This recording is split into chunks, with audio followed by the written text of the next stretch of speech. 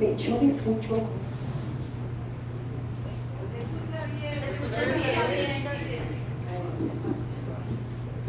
Gracias. Bueno, les traje unas pequeñas imágenes, unas fotos de Argentina.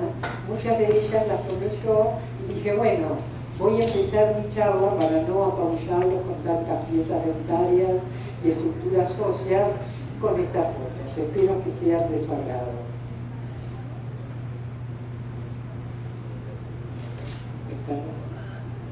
No.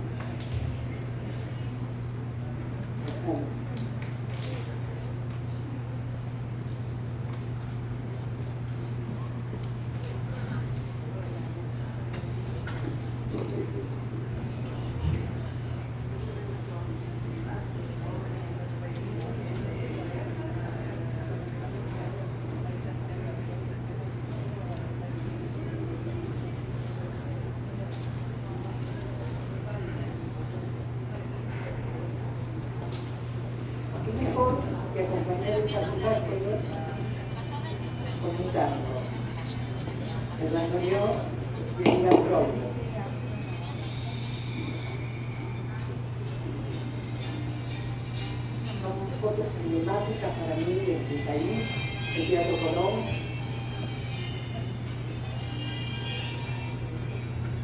El Puente de la Mujer, el Puerto Madero, La Boca, el Caminito, no podría faltar, bien porteño. La Patagonia, San Martín de los Andes.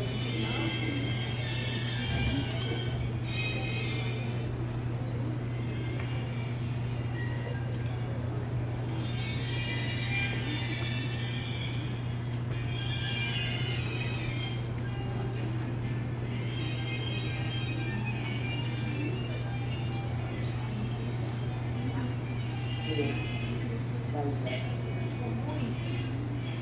Jujuy, Salta, los esteros de Libertad, Corrientes. Y los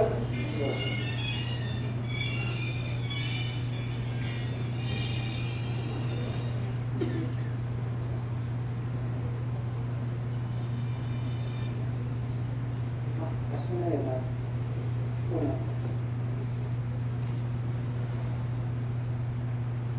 El tema que voy a hablar hoy, ya lo escucharon en varias charlas, es campos interferentes y especialmente ustedes, discúlpenme, pero estoy recién acomodándome, llegué hace 2 días y me pegó muy fuerte la altura, pero igual quiero estar acá y voy a dar esta charla, esta propuesta.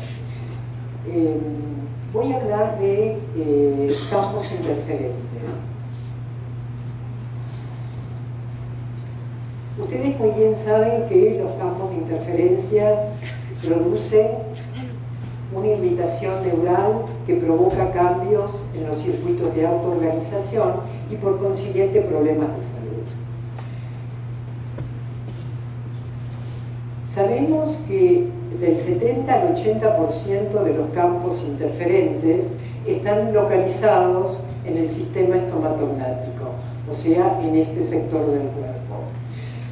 Los que siempre hablamos de campos interferentes, ya lo escucharon a Juan, en las áreas que están en amígdalas,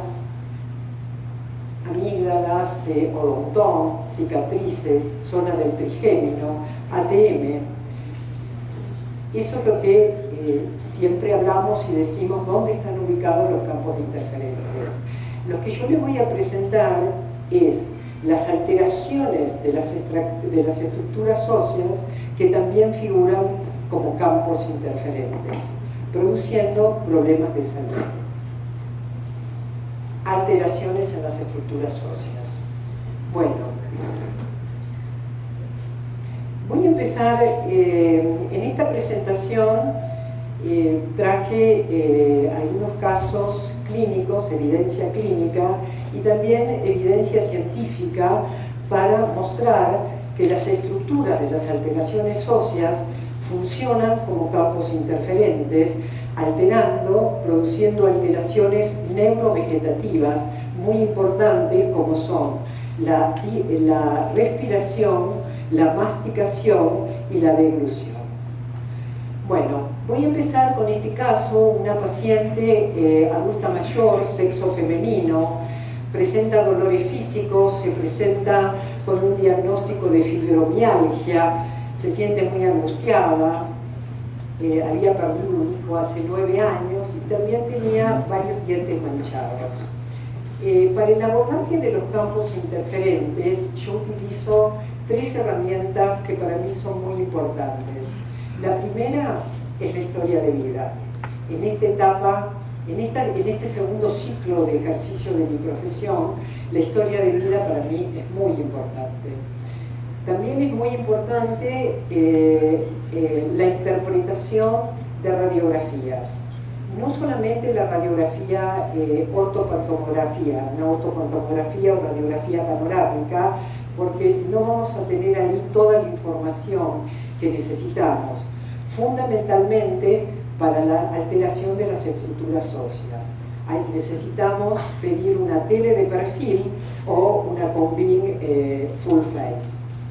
Y lo tercero, y lo más importante, es la clínica, es que vean al paciente. Bueno,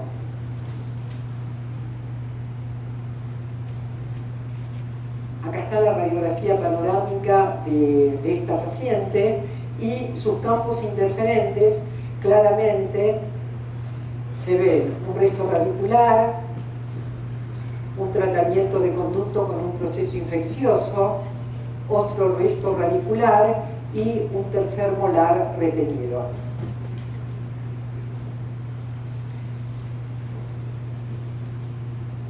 Se programan las extracciones, le realizo algunos puntos de terapia neural y la paciente realiza una crisis curativa. Se erupciona, pero se erupciona mal, es decir, estaba toda erupcionada desde acá hasta la parte superior, todas las mejillas, cara, frente. Ella expresa y me dice, no les pude traer la grabación, que nunca se dio tan mal, pero tampoco nunca se sintió tan bien internamente.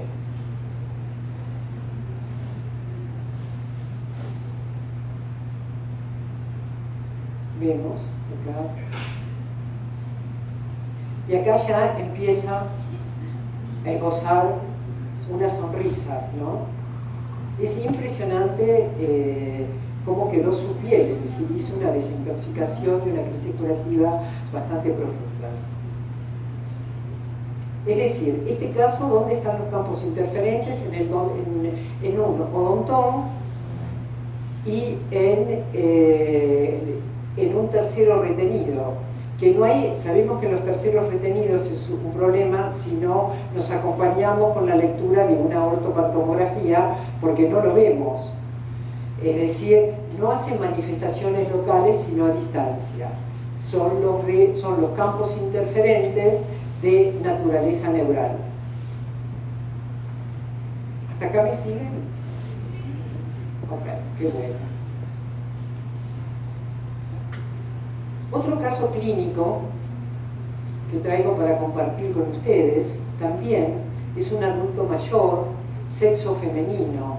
Ella presenta un dolor intenso en el brazo izquierdo, pero tan intenso que no tiene movilidad, es decir, el brazo no lo puede levantar.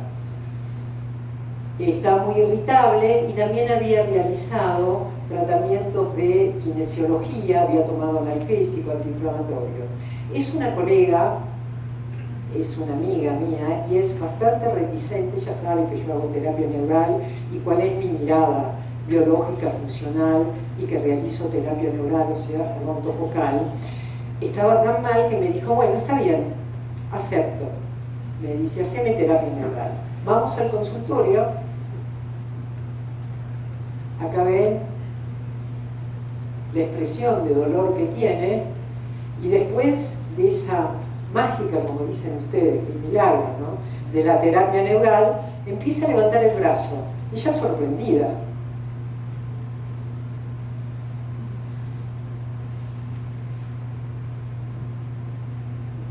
Bueno, pasaron 2 puntas.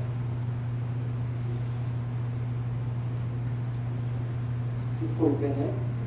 No, esta. Y ahí ven el famoso efecto en segundos, el que ustedes como médicos conocen perfectamente, el que en un momento Huneke lo nombra como el estado, esa manifestación estelar dentro de la medicina.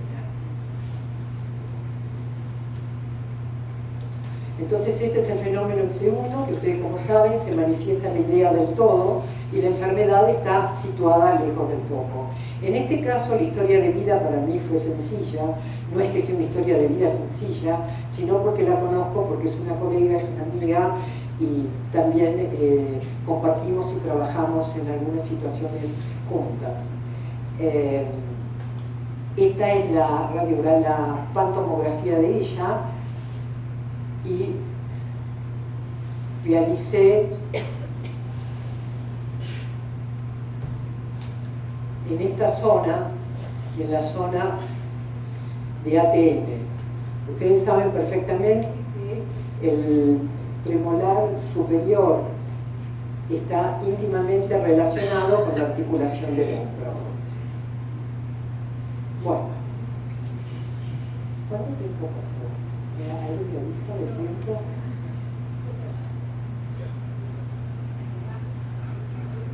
Perfecto. Bueno, acá está ella es speaker de una marca finlandesa, trabajamos y compartimos juntos muchos trabajos, y acá está también el brazo, lo pudo bajar. Feliz, y lo bueno en todo esto, aparte de que ella está bien, me invita ahora a su curso para que hable de terapia mental. Entonces es como son semillitas que uno va plantando y va sembrando. Bueno, y ahora voy puntualmente, es decir, los 2 casos anteriores, evidencia clínica, los resolví con historia de vida y con la ortopantomografía, ¿no? Y obviamente con la parte clínica del paciente. Ahora voy puntualmente a lo que quiero comentarles, lo que quiero transmitirles, que las alteraciones de las estructuras óseas actúan como campos interferentes. Este es un paciente adulto, joven, de 30 años, sexo masculino, y relata haber transcurrido desde la infancia hasta la actualidad diferentes tratamientos. La historia de vida comienza con la grabación que él me deja en mi teléfono. ¿Podés pasar la primera? Esa, sí. Es muy interesante.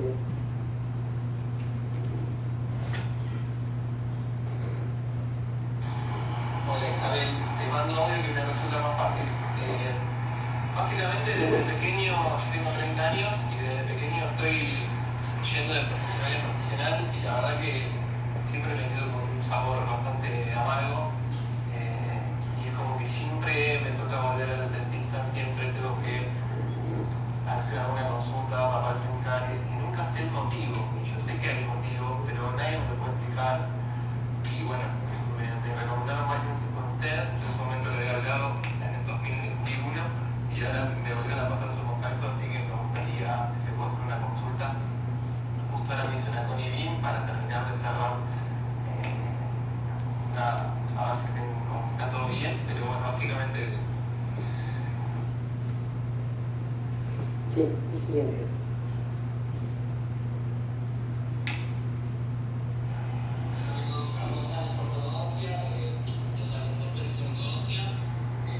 El año pasado hice amalgamas en Mercurio con protocolo, ahora estoy sacando las últimas caries, pero bueno, me gustaría hacer como un chequeo final de mi boca y que se pueda decir cosas, ¿no?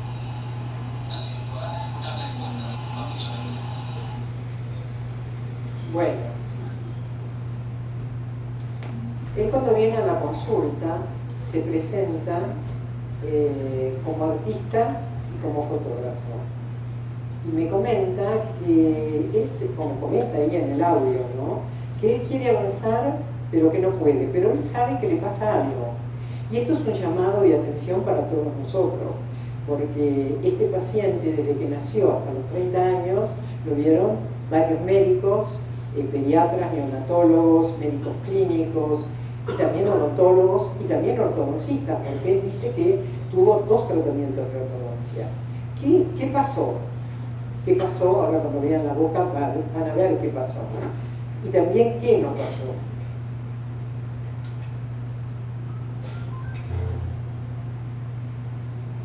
La emoción, él está siempre en sensación de peligro, de vulnerabilidad, de miedo, que le cuesta avanzar. Además, lo que me encanta, este paciente sinceramente es una joya, su nivel de conciencia que tiene, porque él hizo todo. Es decir, fue a un odontólogo biólogo, fue a médicos, se extrajo todos los metales, todas las amalgamas, y hasta todavía dice en su relato, dice, también tengo una combi. ¿Esto qué sucede? Las alteraciones de las estructuras óseas que él tiene mordida abierta, es respirador bucal, tiene una mordida invertida superior e inferior y tiene una deglución atípica. Es decir, todas sus funciones neurovegetativas, que son deglución, respiración y masticación, no funcionan, están alteradas. Y eso es lo que le pasó a este paciente, que no lo vimos. Vamos a ver su boca, así viene.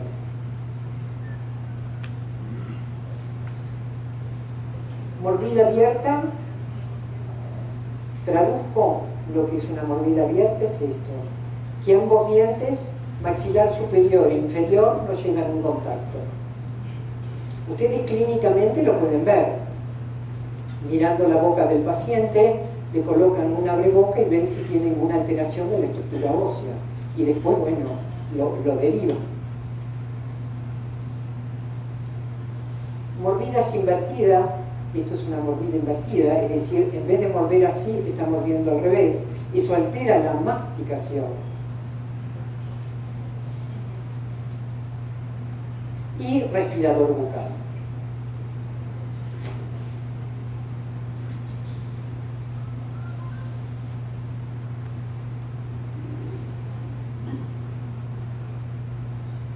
Mordida invertida.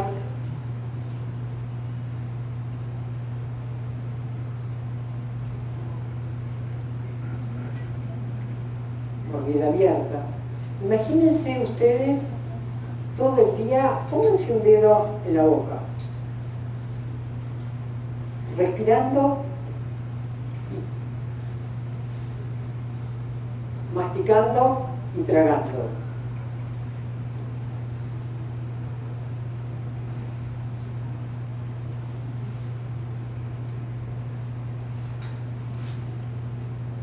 Tengo que apuntar ahí para que...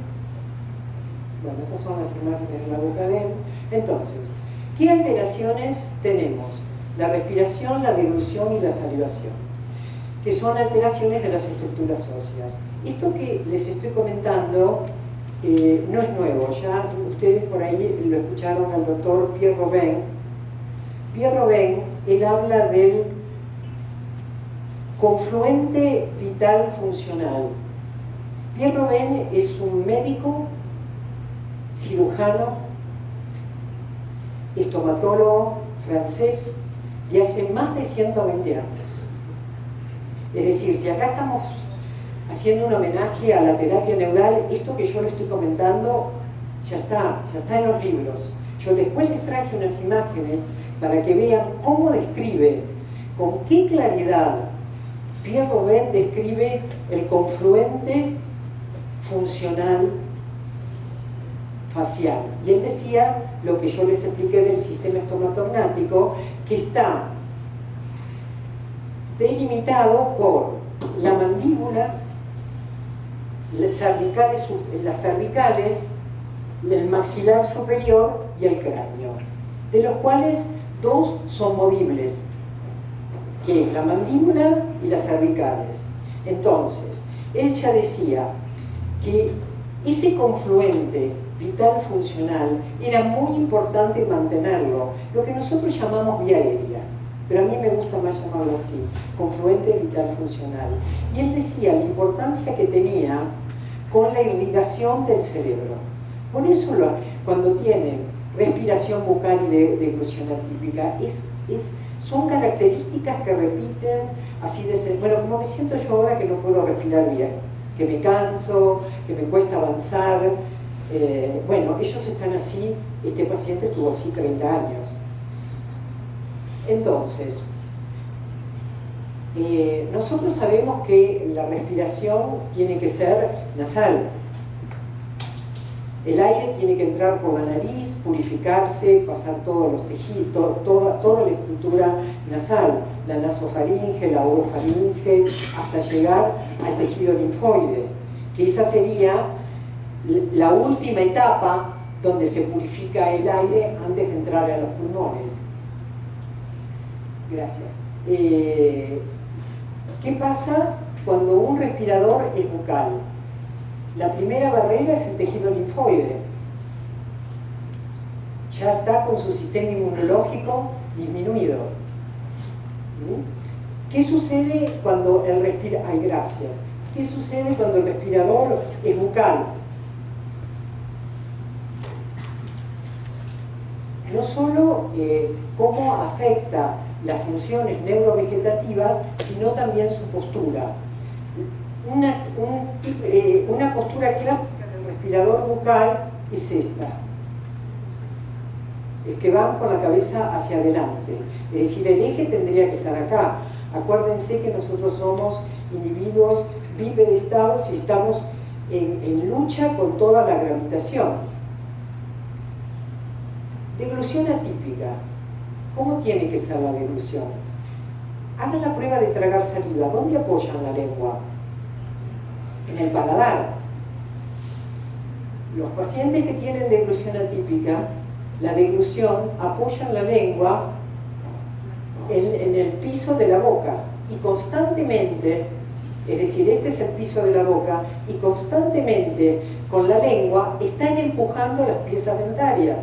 Es decir, este es el maxilar inferior, esta es la lengua y están haciendo este movimiento. No solo que están sacando de la base a las piezas dentarias, sino también están moviendo la maxila.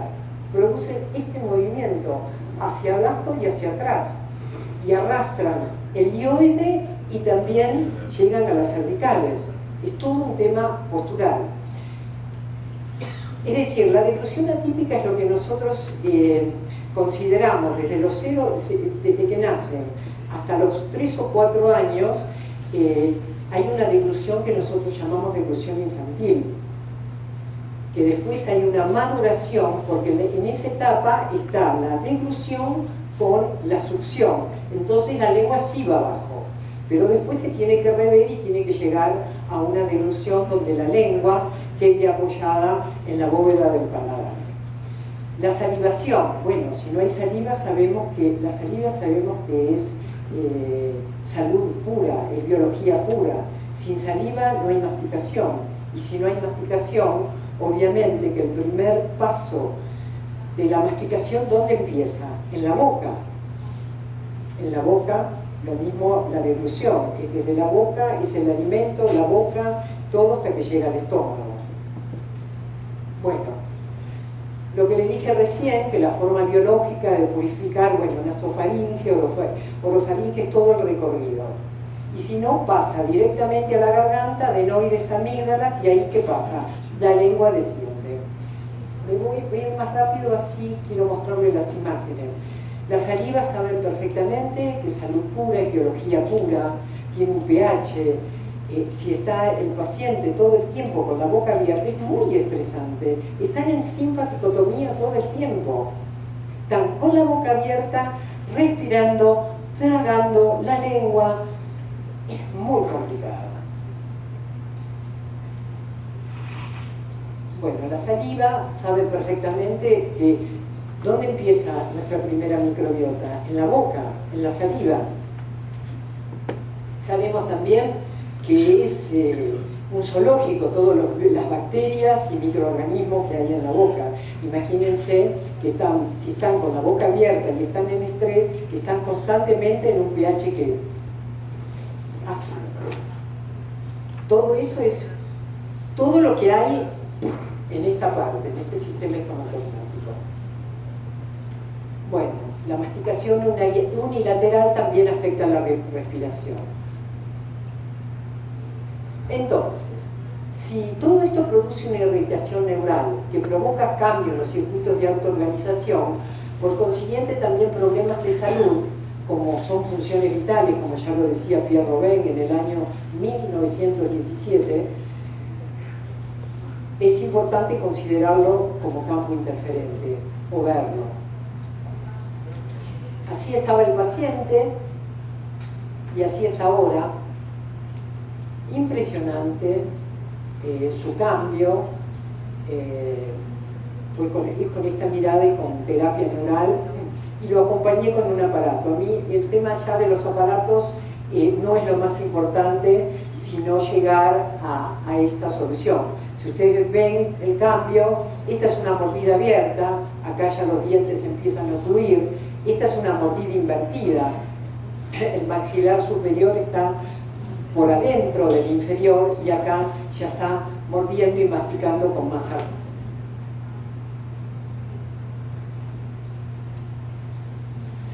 Bueno, obviamente lo más lindo de todo esto es que cumplió su sueño.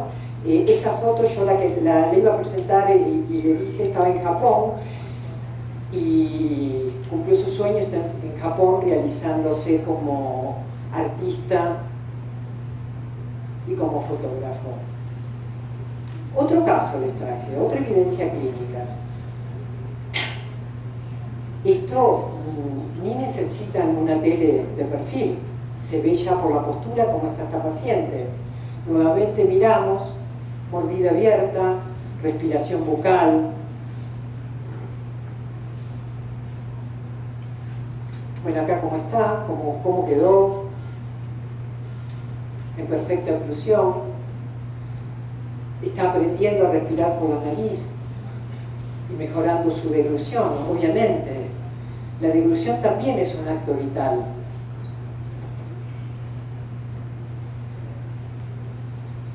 Bueno, entonces, el confluente vital funcional, ya lo escribía Pierre Robin, acá está, en el año 1923, él decía que anatómicamente estaba limitado por la mandíbula, columna vertebral cervical, macizo facial superior y cráneo. Y estas son las imágenes, no, me equivoqué, estos son dibujos del libro de él. Y acá se ve la firma de él, Pierre Robin. Estoy hablando hace más de 100 años, él ya hablaba de esto. Esto es lo que él llama el confluente vital funcional. Miren cómo, esto es exagerado obviamente, cómo una alteración en una estructura ósea modifica el confluente vital funcional. De una forma, de la otra, y aquí, de acuerdo a la alteración de la estructura ósea que tenga.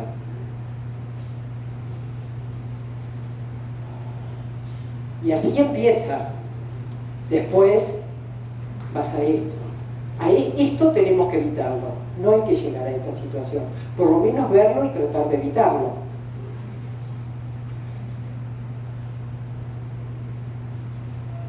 La postura de la cabeza me recuerda a uno del caso anterior que les presenté. La cabeza pesa aproximadamente de 4 a 5 kilos. Dicen que cada centímetro que adelantamos la cabeza son 2 kilos más para la columna. Imagínense un paciente que adelanta 2 centímetros, es una carga de 4 kilos. Por eso los dolores y todas las molestias musculares, bueno, es infinito, es muchísimo lo que se puede hablar de, lo que hay, se puede hablar de todo esto. Bueno, es decir, yendo de lo simple a lo complejo, primero la parte clínica, que ustedes miren a ver si el paciente presenta alguna estructura ósea, y si no, una tele de perfil. Acá ven el confluente vital funcional. ¿Ven?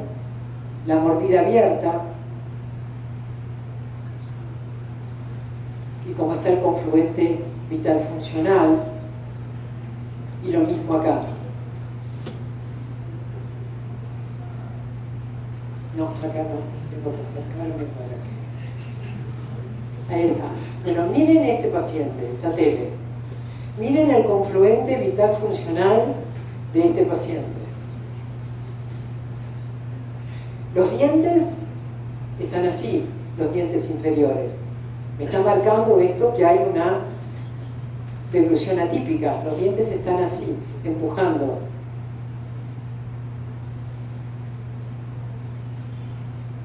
Miren la primera vértebra en el cráneo y miren el espacio, el confluente vital funcional, cómo está disminuido.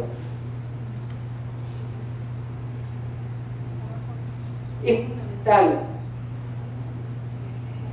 que consideren también una tele de perfil como mínimo. Bueno,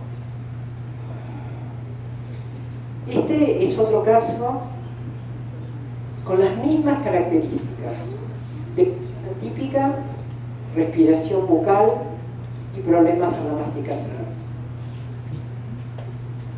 El tema es que esta paciente tiene 65 años y vamos a ver la boca.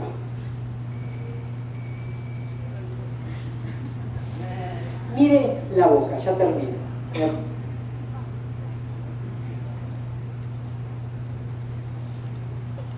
Todos implantes.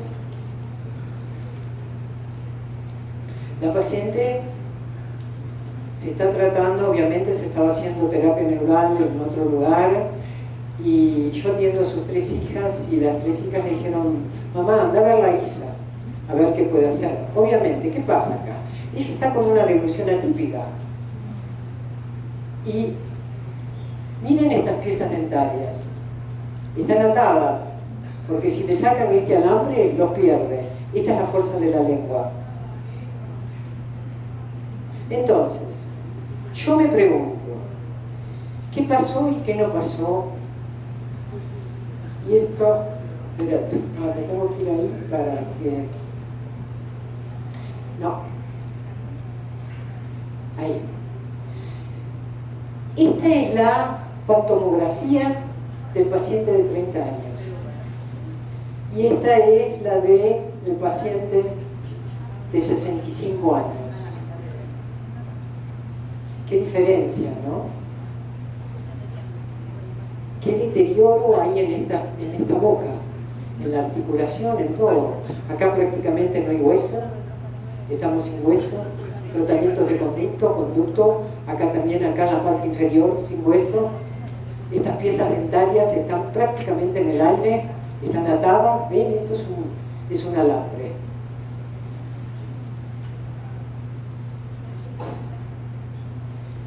Bueno, esto después lo hablamos, a ver. Entonces, si decimos que las alteraciones en las estructuras óseas actúan como campo interferente, modificando la función, o sea, la respiratoria, la deglución, la salivación y también alteraciones posturales. Es la relación de la postura corporal, o sea, todo el sistema estomatognático. Por eso para mí es muy importante considerar las alteraciones en las estructuras óseas como campos interferentes. Y por eso les puse las dos ortopantomografías, el paciente de 30 años y el de 65 años. El de 30 años fue como interceptado a tiempo. Ahora voy a seguir con la evolución de este paciente. Y el de 65 años, bueno, está así. Bueno, como decía, esto es del libro de Ferdinand Hünecke. Una enfermedad ocasionada por interferencia solo puede remediarse desinterfiriendo el campo interferente culpable en ese caso. En este caso era la respiración, la deglución y la masticación. Siempre en mis charlas y en mis cursos me encanta esta frase, no es mía, la copié del libro de Hünecke, El fenómeno en segundos, escribe: se necesita, claro, está un poco más de madurez por parte del médico para comprender la frase de Hipócrates que dice así: solo están capacitados para curar los hombres a quienes su propio estudio no se los impida.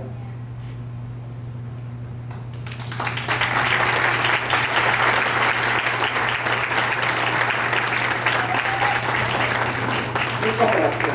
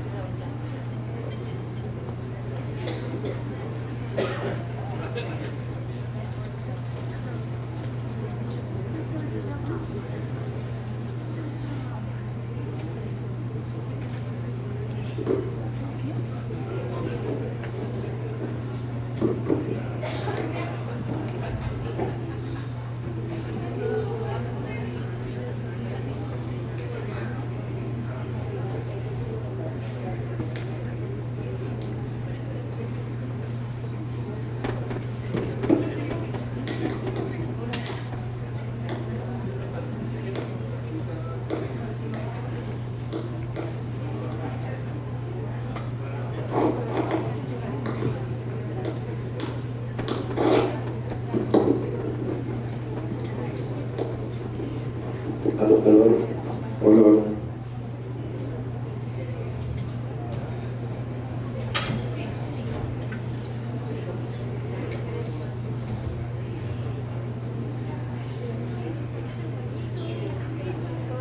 Hola. Hace 15 segundos Carlos Muñoz Charlie me pide el favor que lo presente. Entonces está para nada preparado. Viene una charla donde van a estar Carlos, Charlie Muñoz y Jorge Peto. A Charlie lo conocí en Sao Paulo, nos conocimos ahí en Yanacocha, desde el primero en Yacana, pero después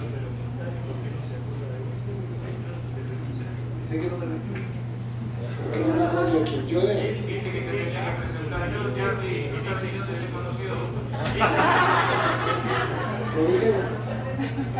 en todo caso yo conocí a Charlie algún día. Vamos a cambiar de presentador, Pipo, por favor. Y desde el primer día no le entendía nada de lo que decía. ¡Colia! A todo el lado decía. Poco a poco fui conociendo, no tanto al... No. Yo a Charlie lo conocí el 15 de junio a la mañana 10:30 y es una presentación emotiva.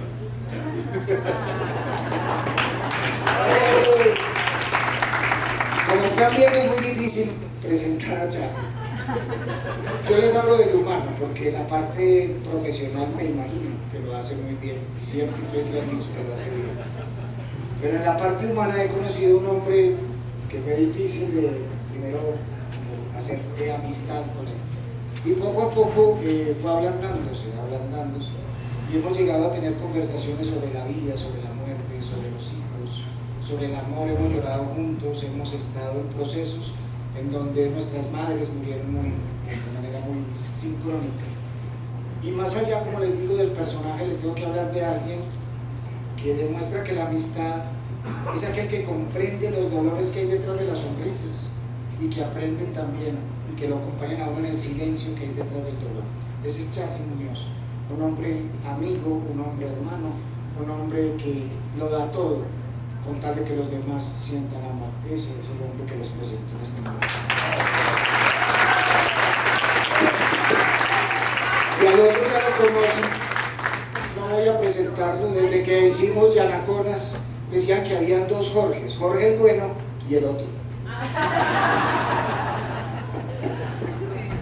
¿Aló? Sí. Ya, ¿cómo lo están pasándolo? Ya, entonces nos vamos a levantar un ratito, a ver si esto resulta.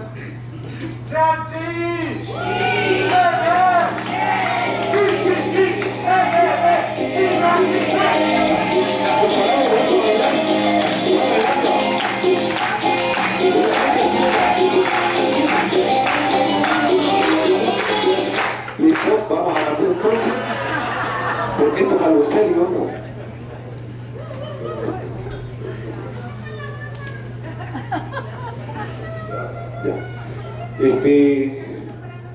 Primero quiero agradecer al grupo de acá de Asperten por la invitación.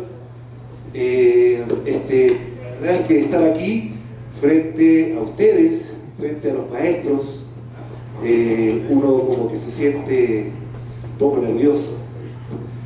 Espero que en este cuento que vamos a contar podamos hacer un aporte. Yo sé que lo va a hacer, ¿no? Espero poder complementar ese aporte. Y bueno, la invitación fue a hacer un taller. Entonces esto se supone que es un taller donde deberíamos ver pacientes, donde deberíamos pinchar boca, ¿cierto? Están haciendo cola. Están haciendo cola, ya. Deberíamos hacer un listado de situaciones donde el taller es campos interferentes del trigémino. No, ¿sí? ¿Cómo es el título? Creo que sí era. Por ahí va, algo del trigémino. Entonces cuando empezamos a dialogar con Pena, en 1, 2, 3 y 10 intentos de hablar, cuando a un 10º logramos reunirnos, dijimos que lo íbamos a hacer un poco como espontáneo, ¿sí? Porque al final lo que podemos entregar un listado de cosas, un listado de protocolo y cosas por el estilo, pero cuando nos sentamos, nos enfrentamos a un paciente en el sillón dental, porque soy dentista, lo que toca hacer ahí es ser espontáneo. Porque cada paciente te coloca una realidad diferente. No existe la receta de cocina. Entonces, surge la idea, tuya o mía, Tuya. ¿en serio? De hacernos la pregunta entre nosotros, pero al mismo tiempo hacer la interacción con todos los que están acá. ¿Cuántos odontólogos levantando la mano? Oh, somos María. Buenísimo. Somos. CHI. Bien, buenísimo. Les pasamos el micrófono a ellos entonces. Bueno, y la idea en esta interacción es partir preguntándole al maestro, al doctor, ¿cómo te digo? A George Peta, ¿cómo se relaciona él con el trigémino? Vamos a intentar hacer un juego de eso, cómo él se relaciona, cómo él vive, cómo él siente el trigémino, el de él, el de su familia, el de sus pacientes, el de Dione obviamente, el más difícil de todos los trigéminos seguramente.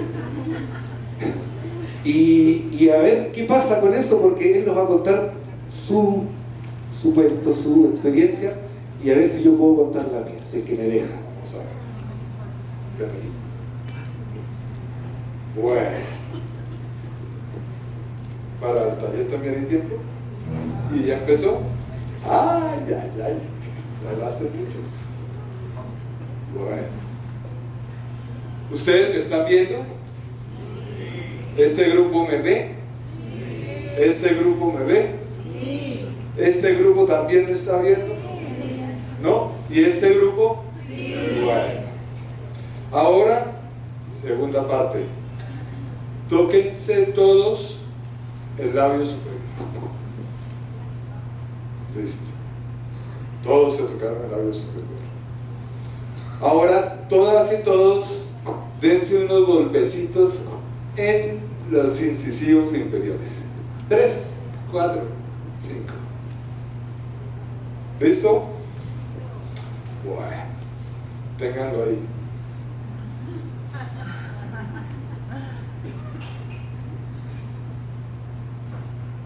Charlie me dice que cómo me relaciono yo con el trigémino.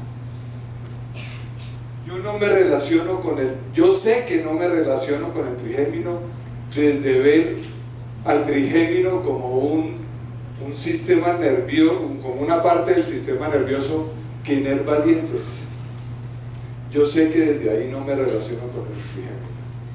De pronto me relaciono con el trigémino pensándolo y sintiéndolo desde la posición de verlo como, de ver esos dientes como un órgano, ¿sí? Entonces desde algunos años hemos visto y hemos propuesto que le cambiemos el término de diente a órgano dental, porque el diente pareciera que es un elemento inanimado y que está clavado en el hueso, pero cuando yo nombro la palabra órgano dental, cambia rotundamente esto. Y cambia porque el órgano tiene la capacidad de intercambiar, es termodinámicamente abierto, intercambia materia, energía e información con su entorno. Y ya solo con eso ya hay un cambio grandísimo, ¿sí? Y si a eso le colocamos una visión sistémica, un contexto sistémico, entonces vamos a ver un órgano integrado, no solo con el cuerpo, sino con la vida de ese ser humano, de ese gato, de ese perro, de ese caballo, de esa vaca, pero no solo con el cuerpo, sino con todo el contexto que rodea ese cuerpo, con su hábitat, con su ciudad, con su planeta y con el universo entero. ¿Por qué? Por la sencilla razón de que es sistémico, se está relacionando. Pero entonces, ¿cómo se relaciona? ¿Sí? Y para entender cómo se relaciona o por qué se relaciona, yo tuve que recurrir, me perdonan si mi falla, tengo que recurrir a recordar tres cosas. ¿Por qué? Porque yo recuerdo que a mí me enseñaron que el trigémino tenía una característica muy especial, y es que tenía una sensibilidad somática general. Esa era su principal característica. Pero ¿qué pasa? A lo largo de todo este camino que estamos recorriendo empezamos a darnos cuenta que no era solo eso. Y entonces recuerdo que en fisiología nos enseñaron tres tipos de sensibilidad. La visceral, por ejemplo, ¿sí? Yo he tenido en mi historia de vida 17 litiasis renales, cálculos renales, y ese es un dolor que me lleva a entender lo sensorial, la sensibilidad visceral, ¿sí? Cuando uno siente ese dolor en la espalda y que viaja a través del abdomen y llega hasta allá, uno entiende eso. Uno entiende que es una sensibilidad visceral, y muchos han experimentado no solo ese, sino otro tipo de dolores viscerales. Pero hay otra sensibilidad, es esa sensibilidad que nos dan nuestros órganos de los sentidos. Entonces, Charlie acaba de sentir que yo le di una palmada, ¿sí? Pero también los otros órganos de los sentidos, la visión y el olfato, la audición, nos dan ese tipo de sensibilidad. Entonces hay una sensibilidad especial o sensorio que llaman. Y está la sensibilidad somática general, en donde participan estos receptores que nos permiten darnos cuenta que nos quemamos un dedo, o que nos golpeamos con la puerta y nos traumatizamos el dedo y se nos hizo morado, o tomamos algo en la cocina caliente y nos quemamos la mano. Ese es el tipo de sensibilidad somática general. Y esa fue la sensibilidad que nos dijeron que tenía el trigémino. Y me acuerdo bien en mis clases de anatomía. Tengo cuadernitos todavía ¿sí? Ya un poco borrosos, pero me acuerdo de eso. Me decía nuestro profesor de neuroanatomía que el trigémino tenía exclusivamente una sensibilidad somática general. Pero ¿qué pasa cuando desde esta visión empezamos a sentir que después de una endodoncia, después de una ortodoncia, después de cualquier otro tratamiento odontológico, por ejemplo, nos empieza a doler o hacemos un cálculo renal, o nos empieza a doler la rodilla, o hacemos una gastritis, ¿sí? Entonces, allí ya no hay una sensibilidad somática general tan rígida, tan explícita. Entonces empieza esto a cambiar un poquitico, y la pregunta que me haces entonces empieza también a variar, porque la respuesta sería: ¿desde dónde me relaciono yo con el trigémino? Y nosotros los odontólogos, iba a decir desgraciadamente, pero no, desafortunadamente es más bonito, nos relacionamos con el trigémino desde la anestesia, ¿sí? Solo lo utilizamos para saber dónde anestesiábamos. Si íbamos a hacer un tratamiento anterior, sabíamos que teníamos que anestesiar los nervios alveolares anteriores. Si íbamos a hacer una extracción de un molar inferior, teníamos que ir al nervio dentario inferior. Esa era nuestra relación con el trigémino, y lo hacíamos muy mecánicamente, porque era colocar una aguja allí y sabíamos que la zona local o general, si hacíamos una anestesia troncular o infiltrativa, iba a ocasionar un efecto anestésico. Esa era nuestra relación con el trigémino, pero es una relación muy pobre, demasiado pobre, muy localista. Nada holístico, nada sistémico, absolutamente nada sistémico. Y entonces, aquí viene una de las cuestiones. Cuando les dije que si me estaban viendo, ustedes me vieron desde dónde hacia dónde.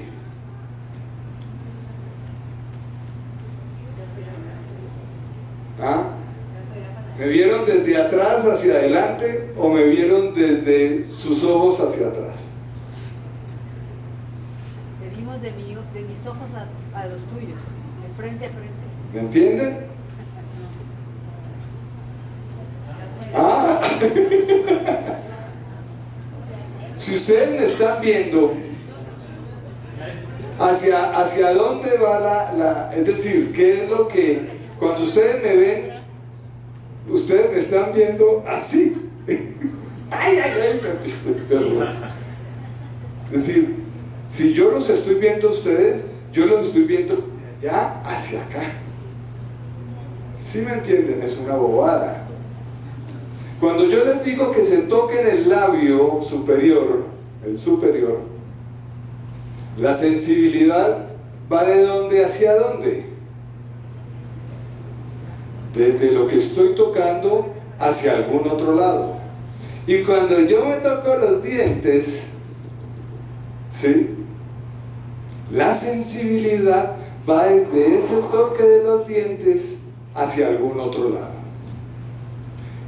Mi profesor de anatomía me dijo, y nosotros los odontólogos nos pasamos noches enteras aprendiéndonos el trigémino, el recorrido, de dónde salía el ganglio, llegaba al ganglio del Gasser y después recorría toda la estructura ósea y salía por unos orificios, y decíamos que el trigémino tenía 3 ramas terminales. El nervio supraorbitario, que era rama terminal de la primera rama del trigémino. El nervio infraorbitario, que era la segunda rama terminal del nervio maxilar superior. Y el nervio mentonero, que era la rama terminal del tercer del nervio maxilar inferior. Terminal, rama terminal.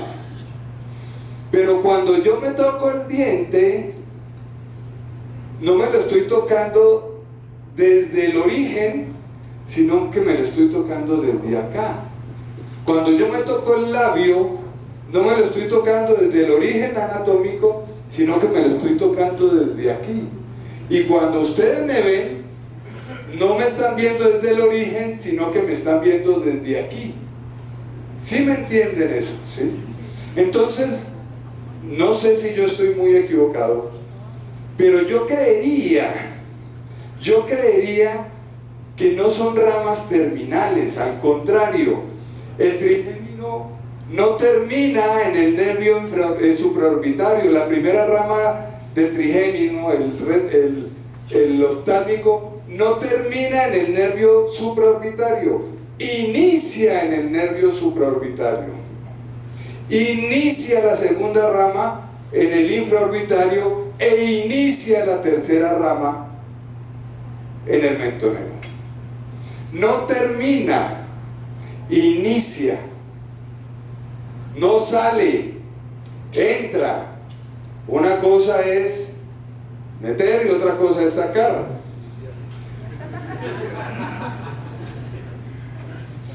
Sí, cierto. Eso salió en el journal de hace el año pasado. Entonces, eso a mí me llamó la atención. ¿Sí? Y entonces, ¿qué pasa? ¿Qué está sucediendo?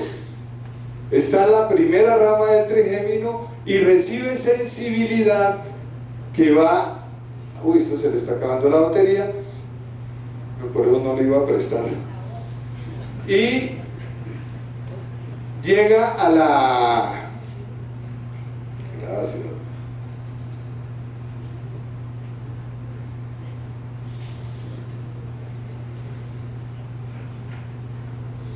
Ustedes me están viendo, ¿sí? Y hay una sensibilidad, aunque hay otros nervios que están comprometidos en esa sensibilidad visual, y esa ramita lleva la información hasta un ganglio que recibe a los tres nervios, que es el ganglio de Gasser.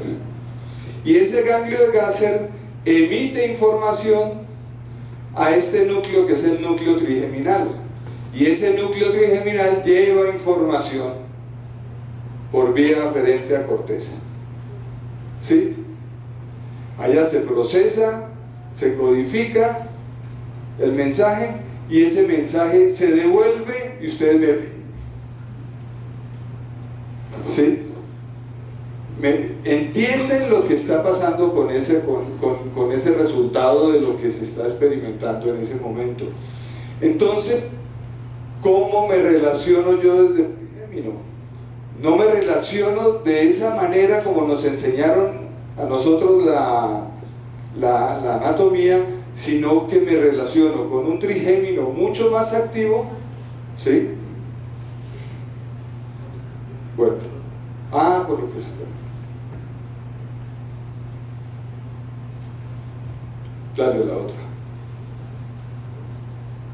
Con un trigémino mucho más activo, más dinámico, más vivo. ¿Sí? Ahí está, gracias. Con un trigémino mucho más vivo. Y que eso que podría parecer una bobadita, pues no es tan bobadita, porque al pensar que no es donde termina, sino donde se inicia, entonces las experiencias seguramente van a ser diferentes. Esto es lo que estamos diciendo, y ahí estamos viendo los tres lugares, los tres orificios por donde entra la información del trigémino y no por donde sale la información del trigémino. Pero lo importante es que no es en una sola vía, y ahí entran a funcionar las otras sensibilidades, la sensibilidad sensorial y la sensibilidad visceral. Y estos simples dibujitos nos podrían enseñar eso, dibujitos de ciencias básicas, ¿sí? Y ahí vemos todo el arco reflejo. Y este otro dibujito nos enseña a entender lo sistémico, que entonces al final todo se está relacionando con todo. Entonces al final ni entra ni sale, sino que todo se está relacionando con todo. Entonces tenemos un trigémino en una interrelación permanente y dinámica. No solo nos sirve para anestesiar, un trigémino como un mapa neuronal que representa toda la cabeza, un nervio postural y una de las bases del sistema cráneo sacral, que tiene fibras motoras, sensitivas, simpáticas, parasimpáticas, vegetativas, peribasales, que tiene ramas meningias, reforzando la conexión entre las terminaciones más periféricas y fácilmente accesibles con la regulación vegetativa intracraneal, que tiene fibras que llegan a la corteza cerebelosa y terminan en el corte cerebral, conexiones indirectas que establecen a través del núcleo del tracto espinal del trigémino con la célula del asta anterior de la médula espinal cervical y conexión entre los núcleos del trigémino y el vago. Y quién sabe qué otra cantidad de conexiones tendrá. Entonces tenemos un trigémino activo, supremamente activo, y por eso nosotros los odontólogos no solamente somos odontólogos de la boca, porque cuando estamos ejerciendo nuestra profesión y haciendo tratamientos odontológicos, realmente estamos tocando todo el cuerpo.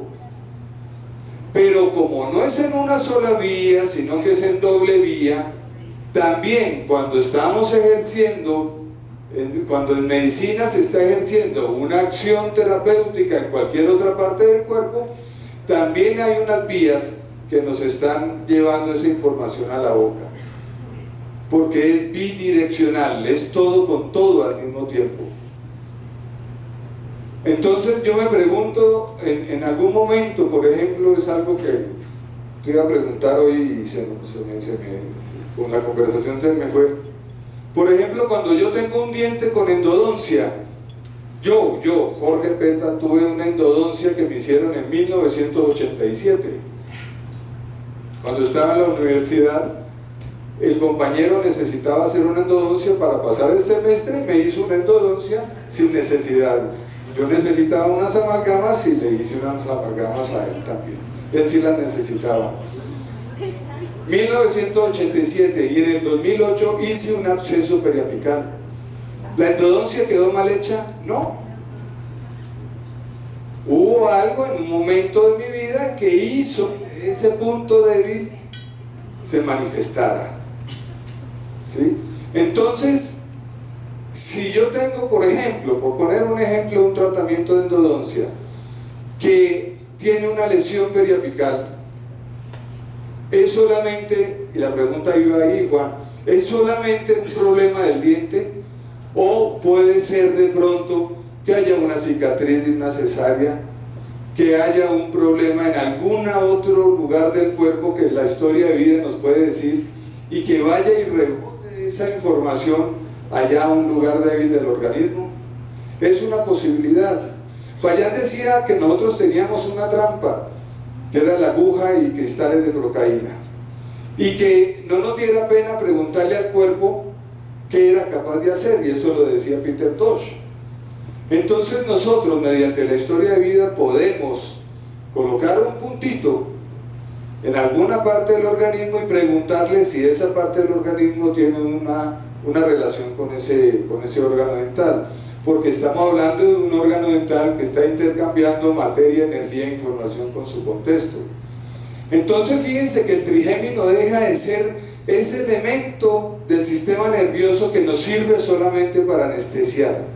Es un trigémino que nos sirve para relacionarnos de verdad con la vida en general.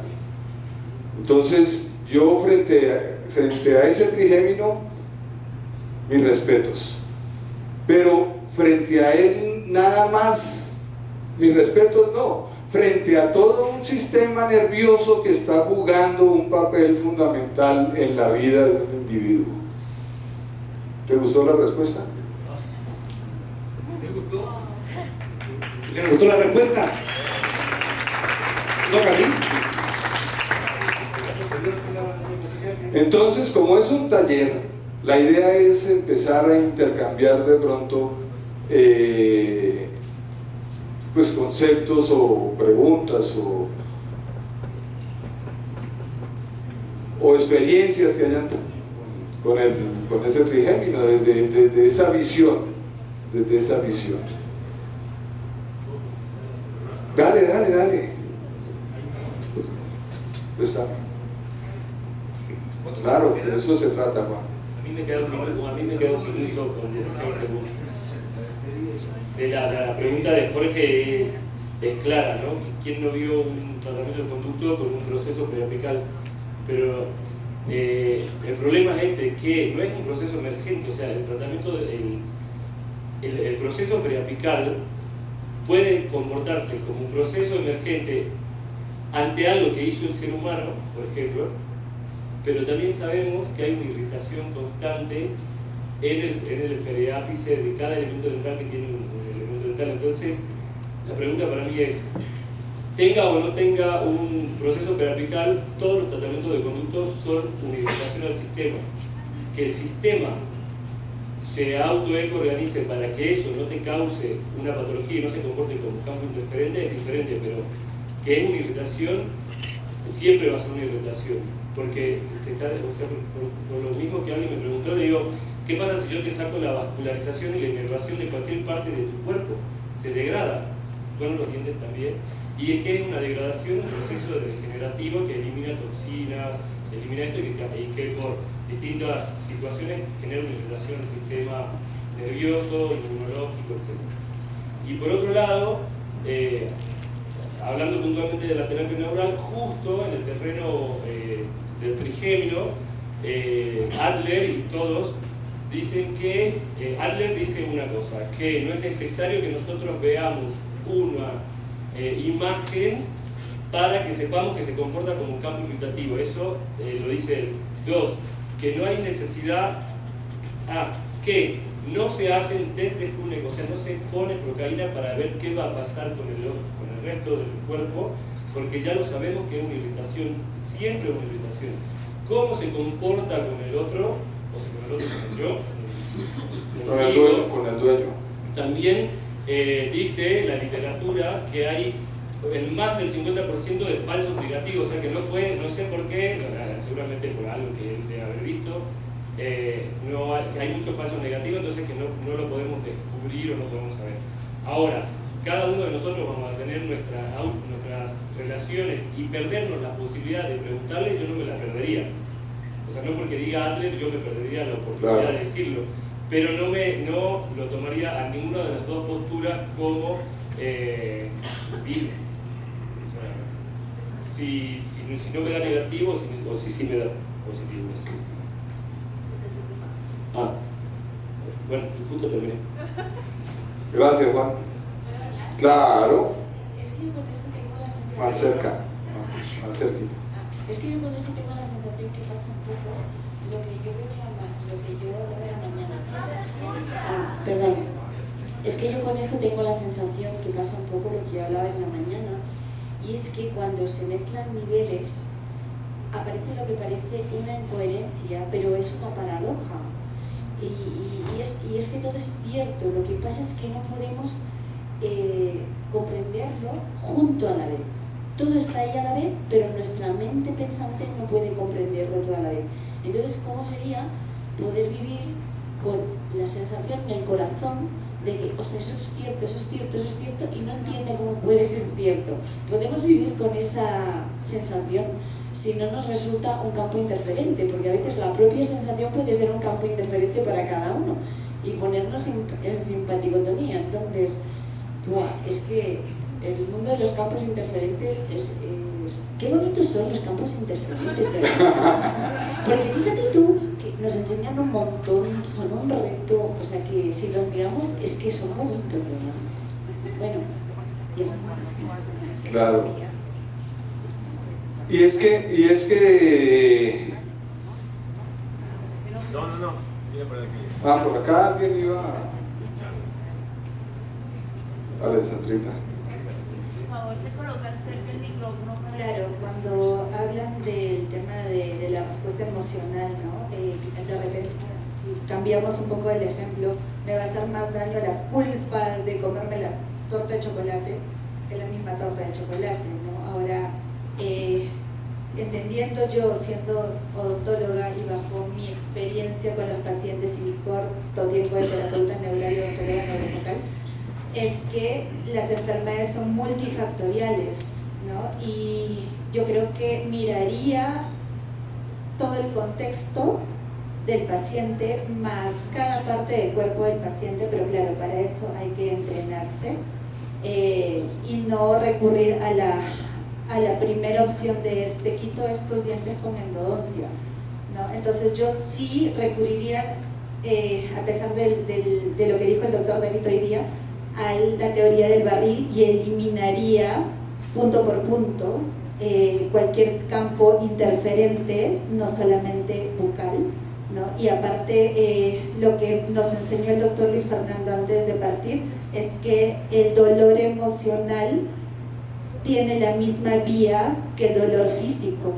Entonces a veces el paciente con solo soltar lo que no puede soltar emocionalmente, hablando lo que no puede decirlo en su casa, el dolor baja al 50%.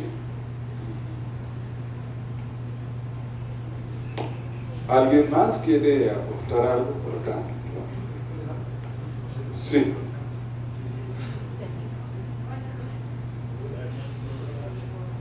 ¿Cuánto nos queda? ¿Ya? Ah, no, sí, sí. Perdón, ahora seguimos en el taller.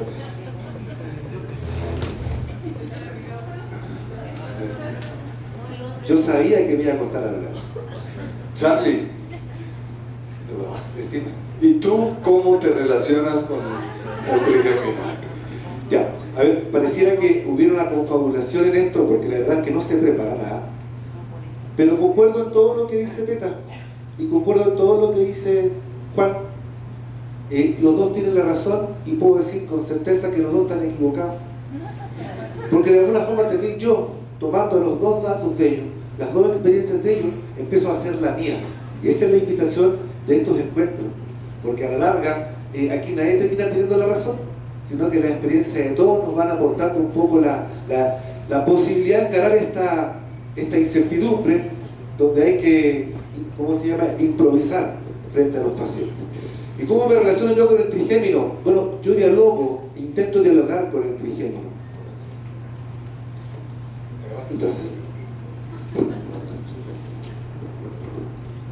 ¿Aló, aló? Sí, sí. Ya. Ahí. Entonces, yo, entendiendo mis inicios en la odontología neurofocal de una manera lineal, ¿sí?, empiezo a ver las otras miradas, y desde esas otras miradas empiezo a generar la idea de juntar la mayor cantidad de datos posible. Todo lo que dijo Peta, yo ya me lo sabía más o menos, un par de veces lo he escuchado. Con Juan hemos conversado un montón, y así con varios colegas odontólogos, Cristina, con la doctora José Sol en Colombia. Entonces por ahí busco juntar una batería de información que está puesta acá, ¿ya? Y desde aquí voy dialogando con el trigémino. Y la primera forma con la que empiezo a dialogar con el trigémino es a través de la historia de vida. Ya eso todos lo sabemos, lo vamos a profundizar en el concepto de historia de vida, pero desde ahí también intento hacer una historia de vida de la boca, ¿sí? Y esa misma historia de la boca la coloco aquí como una bolita que está ahí con un dato, ¿sí? Y antes de meterme a tocar la boca, lo primero que hago es tocar el cuerpo del paciente. Me salgo de la boca y me voy desde los pies hacia arriba, toqueteándola o toqueteándolo, con el permiso debido, obviamente, y voy sintiendo.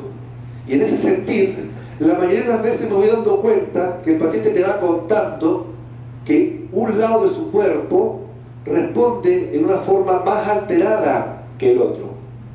A ese examen nosotros le llamamos el examen de hipersensibilidad del equicuerpo. Entonces empiezo a entender, y el paciente empieza al mismo tiempo a hacerse consciente de la condición del terreno en la que llega a mi consulta. Hasta aquí, independiente del motivo de consulta, del dolor por el que venga. Lo que estamos haciendo en este rato es historia de vida y empezar a relacionar esa historia de vida con la condición del cuerpo, a través de la palpación. ¿Sí? Acto seguido, nos vamos a una radiografía panorámica. Y en esa radiografía panorámica empezamos a ver los supuestos campos interferentes, sobre los cuales tengo una duda. Cuestiono en este rato el concepto de campo interferente desde la mirada de la odontología neurofocal. Eso capaz que lo podamos hablar más rato, ojalá. Entonces empiezo a ver esta radiografía, empiezo a observar estos posibles campos interferentes y lo empiezo a correlacionar con este examen físico, donde el paciente me contaba, por ejemplo, que el lado derecho del cuerpo respondía más doloroso que el lado izquierdo. Y si me voy a repasar la materia respecto a cómo funciona la matriz extracelular, esto nos dice que cuando hay un campo interferente de un lado del cuerpo, ese mismo lado del cuerpo va a reaccionar en una forma alterada. Si tomo en consideración esa información, la historia de vida, el examen físico que me muestra que está más sensible del lado derecho, voy a la radiografía y podría pensar en ese rato que un campo interferente o el foco irritativo de mayor intensidad que estaría alterando al sistema nervioso desde la boca está también del lado derecho. Y empiezo a conversar con el vegetativo, con el subconsciente del paciente, porque hasta ahí el paciente no le duele la muela, no sabía que le dolía más una mitad del lado del cuerpo que otra, y cuando hacemos historia de vida no sabía que el dentista le iba a preguntar por cómo fue el embarazo de su mamá. ¿Sí? Entonces el paciente hasta aquí ya empieza a vivir también un proceso de concientización de su proceso, cosa que es demasiado importante para mí, porque yo no soy el que lo va a sanar. El que lo va a sanar es su propio cuerpo, y en ese rato el paciente tiene que hacerse consciente y hacerse responsable del proceso que le toca vivir y empezar a generar los cambios que necesita realizar.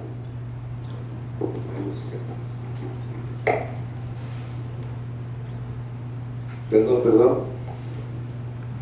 Esto es lo que pasa cuando uno está en vivo. ¿Se entiende hasta acá la idea de cómo nos vamos relacionando a lo que nos cuenta el trigémino, pero no desde la boca, sino desde las patitas para arriba? ¿Se entiende la idea? Entonces ya, tengo una idea más o menos supuesta. ¿Por qué? Porque el primer problema que voy a tener yo el lunes volviendo a la consulta es que me presento un paciente con un montón de conflictos y no sé por dónde empezar. Desde este lugar empiezo a tener una posibilidad de encontrar un camino de entrada. ¿Se escucha bien? Ahí no, más abajo. Ahí sí, vale. Entonces, otro proceso que me sirve para sumar información y al mismo tiempo ayudarme a que el paciente se haga consciente de su proceso es el desarrollo de esta lectura del voltaje en boca.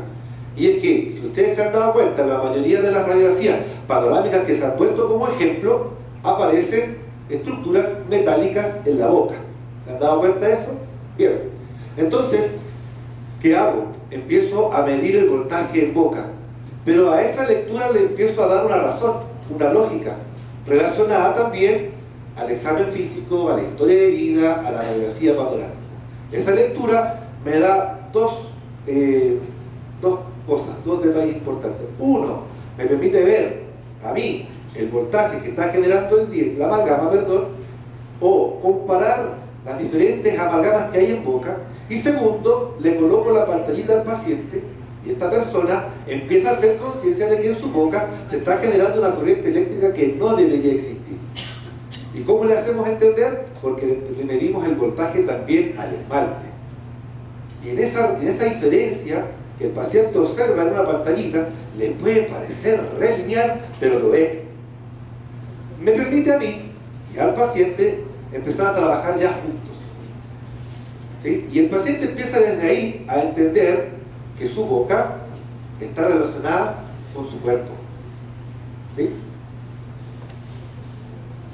Yo siempre a los pacientes les cuento la historia, porque me toca paciente que me consulta por dolor de espalda, y me toca el paciente que le falta una muela y quiere un implante. ¿Sí? Pero voy a colocar el implante de una al paciente, porque viene por ese motivo de consulta, ¿cómo lo involucro a lo que es la odontología neurofocal? Si él claramente viene por un implante. Empiezo a contarle la historia de cómo el sistema nervioso nos interconecta. ¿Sí? A ver, PETA. Si yo viniera con un martillo, préstame un martillo, hagamos que esto es un martillo, ¿sí? Y por querer demostrarle cualquier locura a él, vengo, ¡pum!, y le golpeo la rodilla a PETA.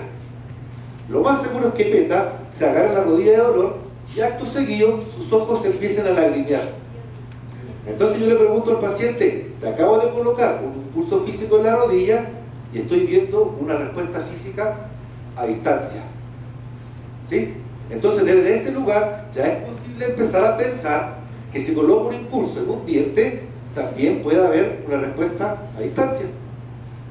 Esto se complejiza, le digo al paciente, porque si yo le pego con un martillo en la rodilla al PETA, le van a lagrimear los ojos, lo más seguro es que empuñe la manito y me pegue un combo de vuelta. Entonces la pregunta es, ¿qué tiene que ver la rodilla del PETA con su rabia y sus emociones? Coloco un impulso físico, tengo una respuesta a distancia física, que estoy recibiendo de vuelta una respuesta emocional. Y lo más seguro es que si yo le pego con un martillo en la rodilla a Jorgito PETA, van a alinear, me pega un combo y Diony me salte a trompadas también encima. Y la pregunta que me hago al paciente es, ¿qué tiene que ver la rodilla del PETA con Diony? ¿Sí? ¿Es posible pensar que un estímulo en el diente pueda salir de ese espacio de la boca? Y desde ese lugar el paciente empieza a entender la mirada que le vamos a dar a este proceso. Y ahí es cuando me permite que le agarre las patitas y le agarre las rodillas y le agarre el cuerpecito. ¿Sí? Sí, es difícil. Yo en algún encuentro conté que sufrí una denuncia por acoso sexual. Entonces tuve que inventar una historia que fuera creíble para que no me pasara de nuevo. ¿Qué otro dato más empiezo a juntar? La oclusión y la ATM. Y la importancia de la oclusión es tremenda. La propiocepción del ligamento periodontal, junto con todo lo que se ha escuchado acá, juegan un papel fundamental. Fundamental no solamente desde el punto de vista de la postura, sino desde el punto de vista del disco puro, ¿sí? Porque estamos generando un impulso cuando tenemos un contacto prematuro, por ejemplo. ¿Qué más? Bueno, y el test de Huneke, que es el que me permite, ¿sí?, ya metiendo las manos en la boca y con el test de Huneke que todos conocen acá, ir viendo, por ejemplo, si tengo un problema oclusal, voy a la boca, modifico lo que supuestamente es el problema oclusal, unos papelitos, unas láminas, lo que quiera, y cómo empiezo a dialogar con el trigémino, voy y vuelvo a desarrollar el examen físico. Entonces, ¿qué estoy haciendo en ese rato? Al colocar un papelito, modifico la oclusión, voy y reevalúo el examen físico, y el examen físico, si el problema es la oclusión, me va a mostrar un cambio. ¿Cuál es el cambio que me muestra? Que esta hipersensibilidad que había de un lado del cuerpo desaparece. ¿Se entiende la idea o no? Empiezo a ver una respuesta de fenómeno en segundos, según no el dolor de consulta, sino la condición en la que vino el paciente inicialmente. ¿Se comprende la idea? Allá atrás, ¿cómo están? ¿Están cansados? ¿Tienen sueño? Tengo sueño. Si por ejemplo el problema es el galvanismo, voy y coloco un papelito entre las arcadas con la finalidad ¿de qué? ¿Ah? Empecemos a cambiar el discurso y seamos un poquito más técnicos para que nos crean más. Lo que hacemos cuando colocamos un papelito es aumentar la resistencia, ¿sí? Al aumentar la resistencia, el flujo de electricidad en el cuerpo disminuye y por lo tanto disminuye la intensidad, es decir, la capacidad de generar daño de la electricidad. Entonces, si el conflicto es el metal, con este papelito paso a evaluar al cuerpecito la condición del terreno y la condición del terreno cambia. Y esos simples hechos, ese simple juego de preguntarle al cuerpo, al terreno, me va permitiendo a mí saber más o menos hacia dónde apuntar. Y al mismo paciente le permite también empezar a hacerse consciente y hacerse parte de la toma de decisión. Porque a veces sí toca hacer la extracción de la endodoncia. Y a veces sí toca poder dejar la endodoncia. Y a veces toca, me ha tocado en lo personal, hacer una endodoncia para aliviar un dolor de cadera. Estoy diciéndolo de forma muy lineal, pero ese fue el resultado. Un dolor de cadera, vamos a la boca, dialogamos con el paciente, la pérdida del diente significa algo muy importante. Entonces permitimos a esa paciente hacer la endodoncia, comenzar a vivir su duelo, porque en algún momento ese diente puede que sea extraído, pero en el momento una endodoncia a esa paciente le alivió el dolor motivo de consulta. Entonces aquí ni Peta ni Juan tienen la razón. Sí, la tienen. También. O sea, al final de cuentas, como siempre se dice, lo he dicho el papi, todo depende. ¿Sí?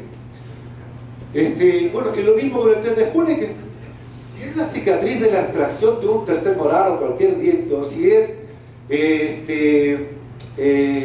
un diente endodonciado, o lo que quieran imaginarse, uno va a la boquita, pincho la boca, y no voy a buscar el fenómeno en segundos como definición a la cual también cuestiono.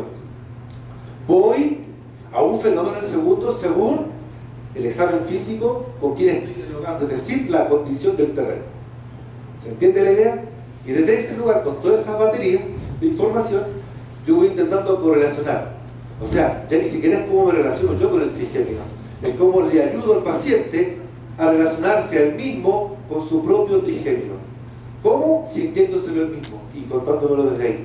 Al mismo tiempo yo también veo los cambios. ¿Se comprende la idea? O sea, al final todos tenemos la razón y ninguno tenemos la razón. ¿Sí? Sí. ¿Te gustó la respuesta? No, porque no me parece a la mía.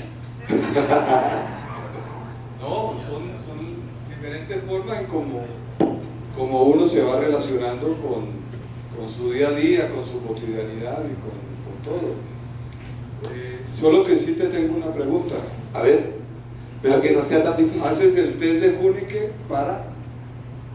A ver, el test de Huneke te puede permitir vivir o un fenómeno en segundos, o ver, por ejemplo, que el paciente alivia el dolor en forma parcial, o te permite, por ejemplo, ver cómo cambia la condición del cuerpo al momento que lo evalúo desde el principio, o coloco el test, pero nada, y espero a ver si al día siguiente o a la semana siguiente se produjo algún cambio, porque evidentemente coloco ese pinchazo y ya la persona que está ahí no es la misma. Y el test te da esas dos opciones, o te presenta un cambio o no te presenta un cambio, ¿cierto? Sí, claro. Sí. Si no te presenta un cambio, ¿es negativo? No. Por eso es que la espera te permite ver lo que sería este falso fenómeno en segundos. Porque al final las respuestas en el cuerpo tienen sus propios tiempos. Como esto es multifactorial, generalmente yo un paciente que viene con un dolor del cuello, ¿sí?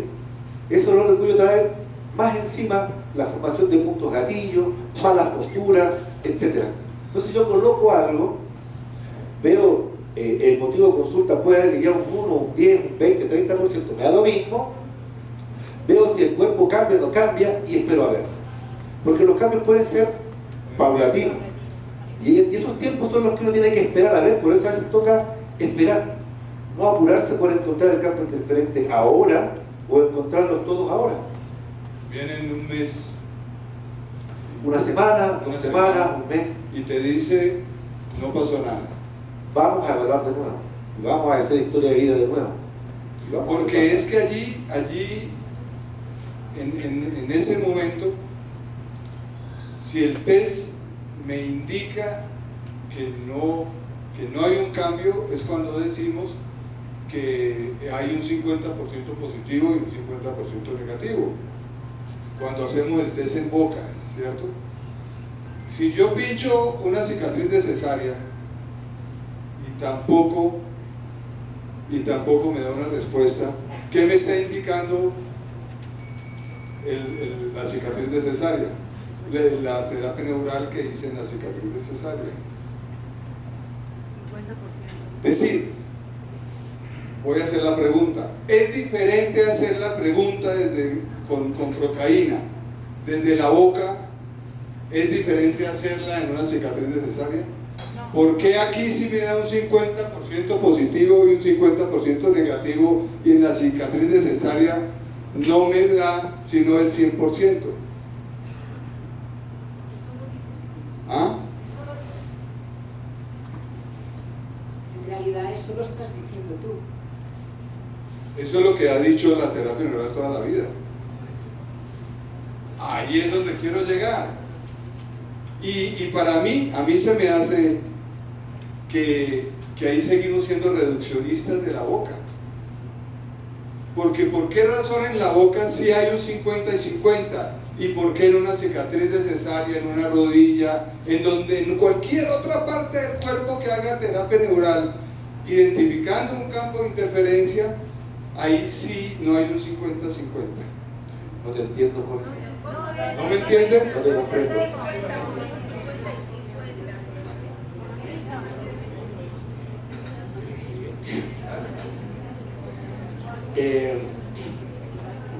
El problema, o por lo menos lo que dice la literatura, ¿por qué la literatura dice eso?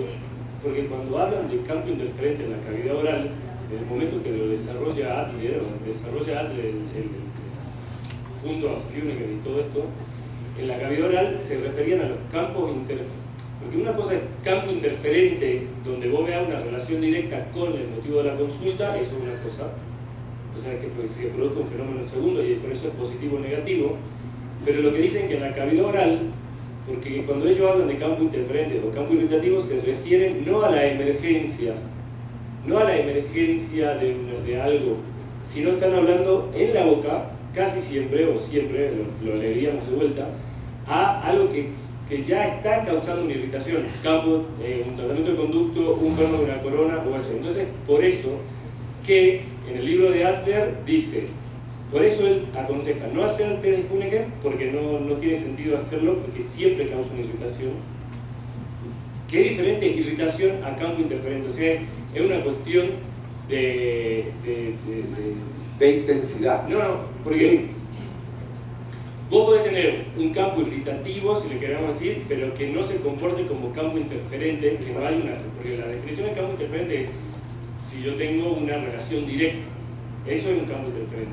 ¿Y por qué en la boca no pasa? Porque Adler y Bolt dice que no es necesario hacer eso para saber que causa una irritación, porque no son emergencias. Porque lo hicimos nosotros, el que hacen de 11, y por último, y con esto no hablo más, y con último, él dice que, porque es muy parecido a tu test de sensibilidad al test de la presión de la apófisis transversa. No, no es parecido. No, sí. O sea, no. ¿Cuál es la diferencia? Porque Adler hablaba del C2, sí, maxilar superior, C3, maxilar inferior. Y lo que nosotros hacemos acá es hipersensibilidad de un lado del cuerpo más que en la otra, nos estaría indicando que lo más probable es que de ese mismo lado del cuerpo esté el campo interferente. ¿Pero vos sabés por qué lo hacía Adler? ¿Cuál? Es que a mí me habló por teléfono, ¿no? ¿Vos sabés por qué lo hacía Adler? Entonces, ¿para qué? ¿Para qué? Para ayudarse a encontrar cuál era ¿dónde estaría el campo interferente. No te digo que soy medio adleriano.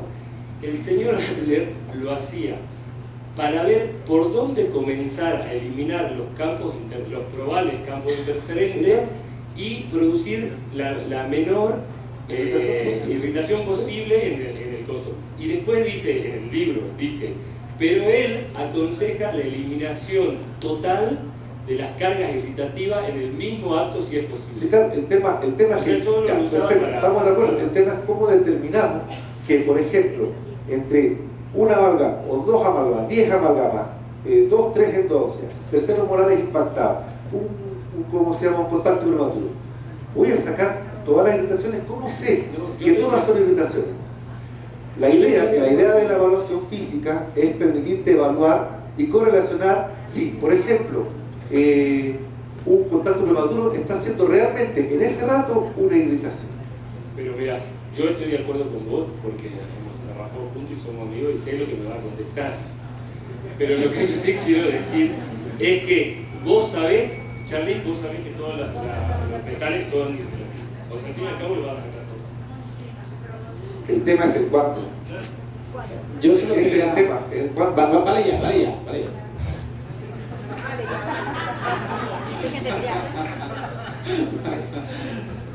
Yo solo quería decir un comentario acerca de la trampa de la rodilla, consciente e inconscientemente. Porque Diony no va a saltar sobre Charly porque le des un golpe a la rodilla de Peta. No lo va a hacer. La trampa está en que tú no puedes dar un golpe a la rodilla de Peta. Tú le das un golpe a Peta por la rodilla. Claramente. Y esta es la diferencia. Claramente. Que en ningún momento golpea la rodilla, golpea a Peta. Y le da igual que le golpee la rodilla o en un diente. Está golpeando a Peta y sus relaciones. Y esto es lo que a veces es una trampa en la lengua. No tratamos un diente, no damos un estímulo en un diente, no tocamos a alguien en un diente, tocamos desde el diente o desde la rodilla. Y esa trampa lingüística tenemos como que tenerla muy consciente porque nos atrapa allí.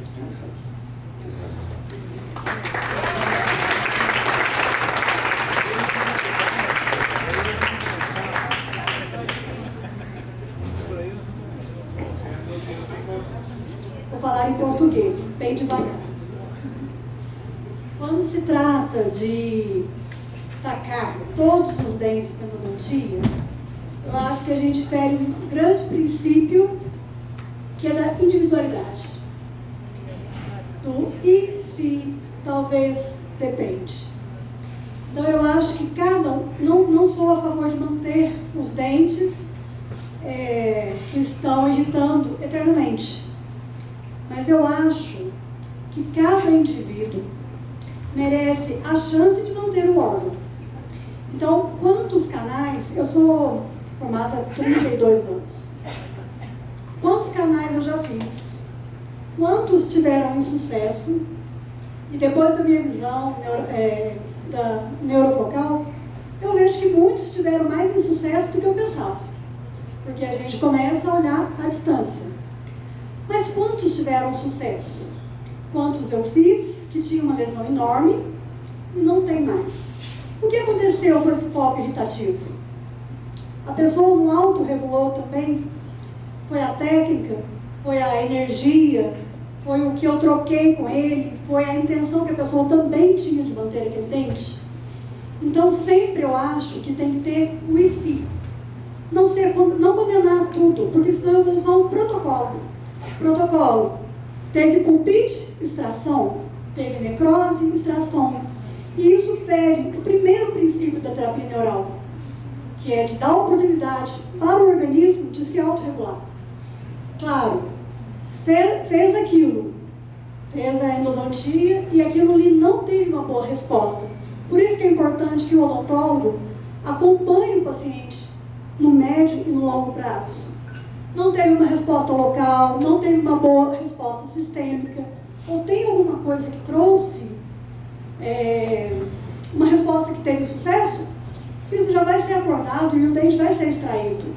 Mas a gente vai dormir tranquilo, que eu fiz o que podia, e o paciente também vai entender que ele recebeu o que ele poderia ter recebido. Que não depende só de mim, não depende só dele, mas que nós dois temos a chance de se resolver. Se uma mulher tem um câncer de útero, de mama, você vai imediatamente passar para mastectomia ou para esterectomia? Não vai fazer isso. Então, por que fazer isso com um dente que é um órgão? Então, sempre eu acho que é o I, C, depende, às vezes. Pode ser que não seja necessário.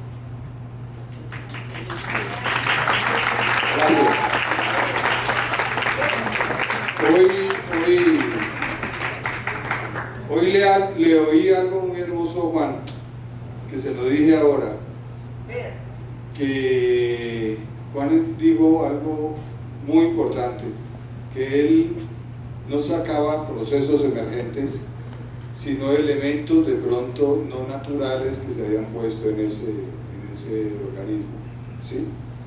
Entonces,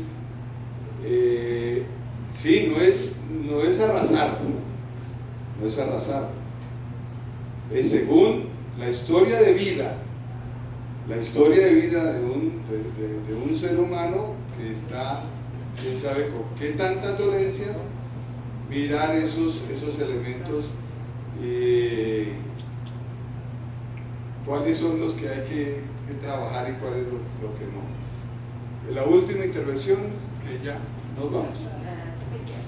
Bueno, en mi experiencia, un caso clínico llegó a la consulta a una señora de unos 50 y tantos años para que le quitara el 1-3, que ya no tenía ni premolares ni molares de ese cuadrado, y el dolor seguía.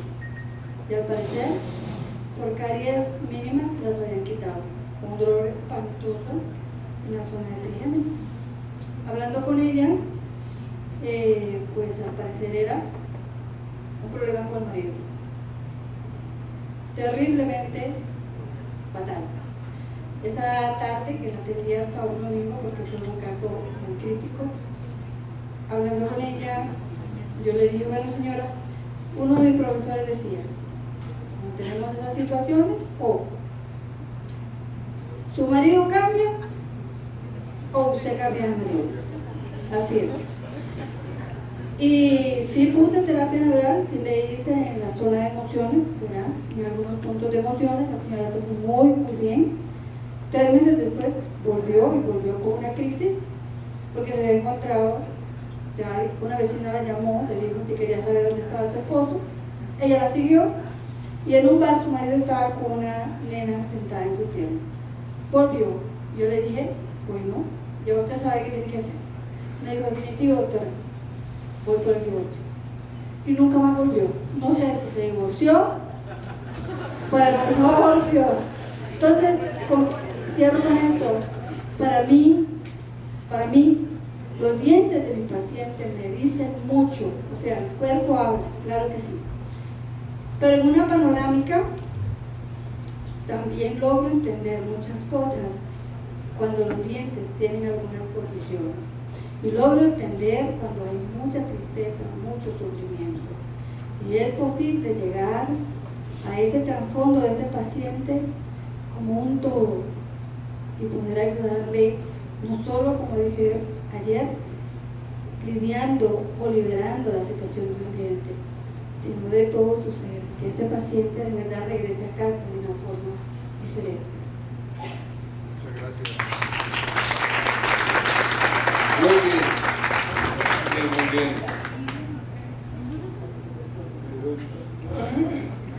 ¿Cree que sigue el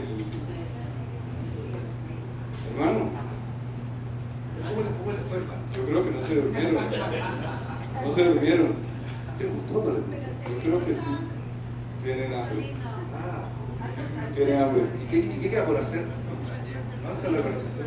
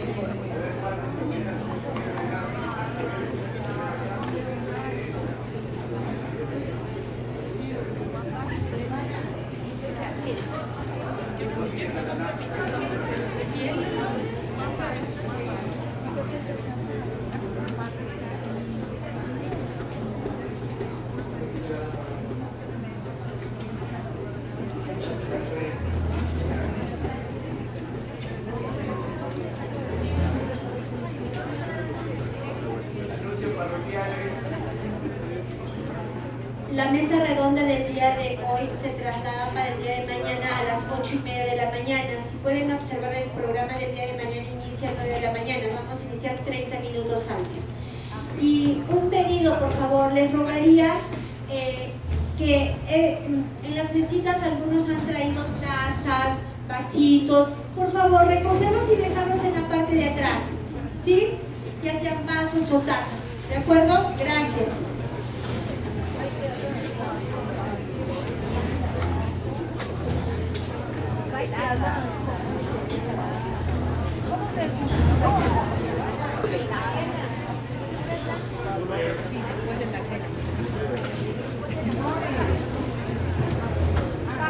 Bajamos a cenar y después de la cena todos los que desean participar en el club al frente vestidos con ropa color clara para hacer la danza de cura. Gracias.